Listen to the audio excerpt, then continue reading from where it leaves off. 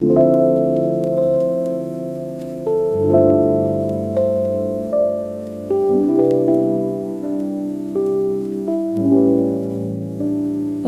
back, friends, and welcome to a new year, a new video, and if this is your first time here, a new channel where we are all about finding your joy and embracing the journey of self-discovery. I have to admit, this has taken me a bit of time to get around to because, quite honestly, I was really relishing in the do-nothing December mode, and it took me a lot longer to feel ready to start this new year. I don't know about you, but it was a bit of whiplash going from a nice long holiday break to the sudden shift in tone that January brings with all of its hoopla and noise, pushing us to get back into the grind of things and seize the day, as they say. But for the first time in my life, I really reject that. I feel very strongly about resisting the whole new year, new me narrative. You know, the long list of resolutions, freshly written down goals, pending ambitions that already make you feel behind when the year literally just started. I really wanted to take my time making this first video of the year because I know that all of YouTube was already inundated with 2025 resolution and goal setting videos, which is not the echo chamber I am here to be a part of. I am here to be the voice of reason and patience, reminding you that you do not need to recreate your entire identity or your entire life. There's no need to rush, to get ahead, to optimize anything. And secondly, I know that creativity does not work on a schedule.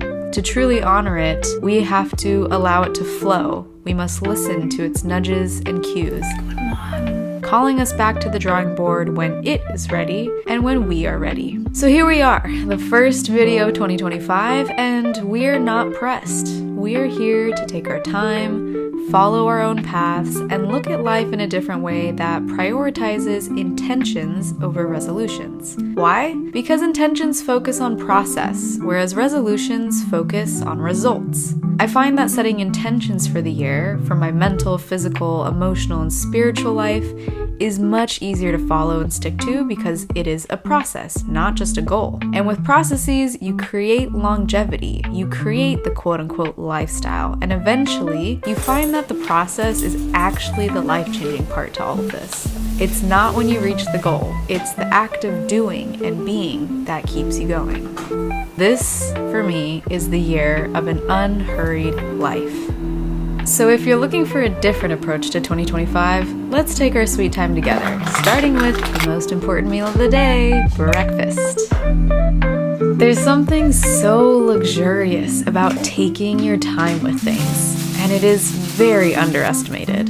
I've noticed that over many years of learning to multitask and habit stack and whatever other weird life hacks there are to quote-unquote save time, I've become so programmed to do everything fast as I possibly can. And somehow it makes me think that I'm being more productive. But really, I'm robbing myself of the moment, the actual experience of everyday life, because that's all that this is. Slips right through our fingers and we don't even notice it.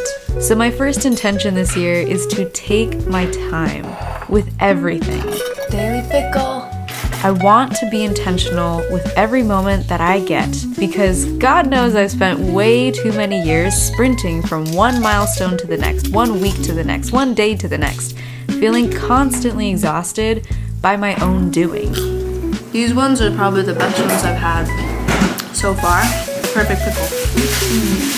And I couldn't help it or stop it. It was just the pace of life that I got used to until I realized it was not sustainable nor conducive to my overall happiness.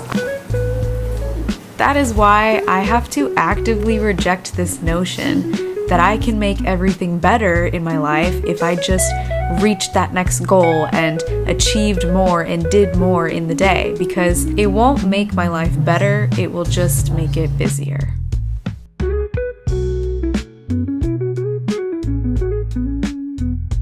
So I want to take my time, and that also includes more leisure time. I can't remember the last time I actually had unscheduled hours in the day where there's nothing to do. And I feel like a big culprit in all of our lives that takes time away from us is social media. And sadly, in a way, I feel it's unstoppable. They make it addictive and dopamine hitting for a reason. But this is why my next intention for the year is to reduce the mind-numbing activities and increase the life-giving ones.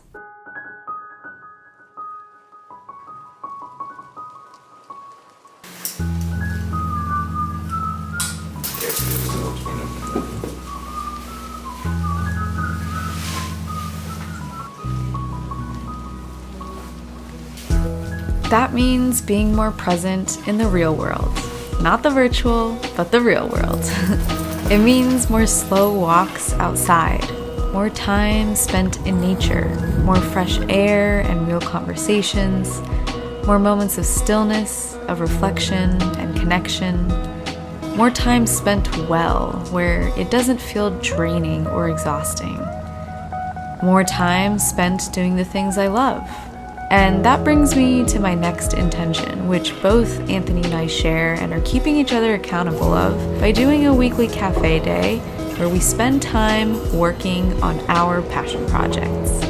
He has his, I have mine, and we sit there together working on the thing that we've been putting off because we're too busy, too tired, too overworked. But you know, our dreams need time too. They deserve our attention and focus too. So this is a way that we're spending our time more wisely, working on creative projects that have nothing to do with our work life, but simply for the joy that it brings us to create it. It feels good to dedicate time to your craft, to the thing that sparks your curiosity and gets you into that creative flow state. Being intentional about this means we're also being intentional about fulfilling all aspects of our life, not just the duties and responsibilities that we get overwhelmed and overbooked with sometimes. I like to spend this time vision boarding, writing out ideas, and giving myself time to sit with them so that they can actually formulate into something real.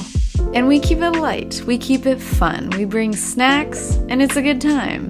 I want more of my days to feel like this, where it's not a constant grind. Long hours are not the trophy, but the feeling of time well spent is the real prize.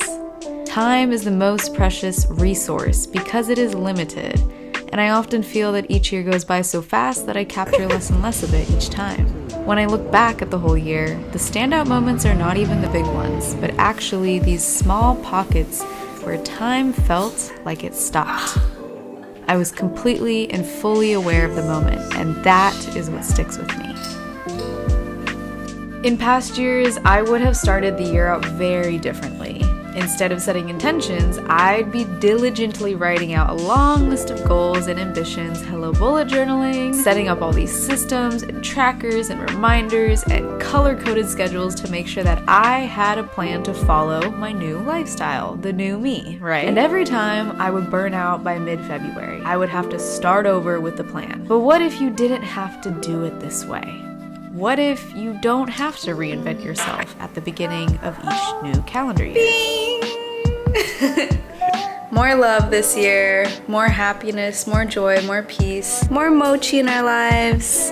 Oh, more cozy nights, more slow mornings, laughter, more hugs. What if the new year is not about pressing a whole restart button, but a refresh one instead?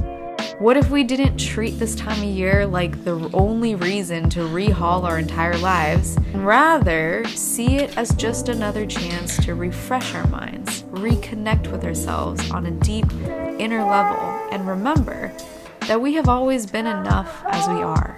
Our life is enough as it is. And I think this kind of realization comes with time. Learning to accept and trust the timing of your life and the fact that you are you, and that is simply enough. The need to keep up, to catch up, to get ahead, to stay relevant, profitable, or whatever other measurable outcome that we tie to our success and meaning in life is really not the reason we exist. So I declare 2025 a year of the unhurried life, the year of less.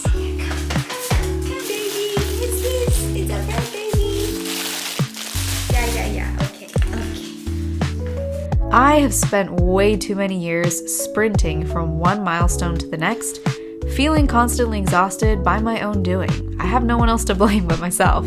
But at the same time, I don't think I could have helped it or stopped it because that's what everyone around me was also doing.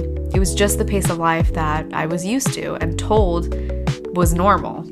And that's why I feel that I have to actively reject this mindset and this notion that I can make everything better in my life if I just stick to my goals and follow the plan. Because the truth is, the plan always goes awry and we don't always reach our goals. And that is okay. There's nothing wrong with wanting goals for yourself and wanting to achieve certain things within a certain time frame. But when it becomes the only way in which we define our lives and define our time, that is when it can start to feel a little problematic.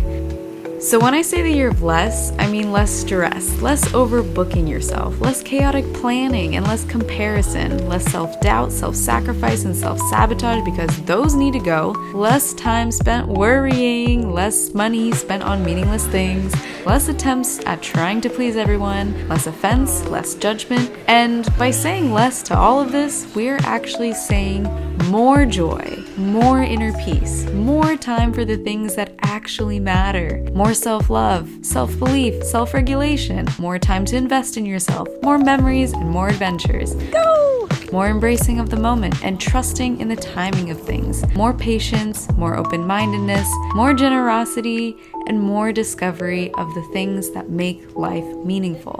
That is what I want for 2025. And that is what I want for you. You know, I may not know each of you personally, but if you're watching this, we get pretty personal here, and I want you to know that if your year didn't start the way you thought or wanted it to, that's okay. Same here. We are all just living through another cycle around the sun, okay? It's gonna be okay. Take your time, be present, and be intentional. Every year is your year. Don't overburden yourself by setting expectations too high when we're just getting started.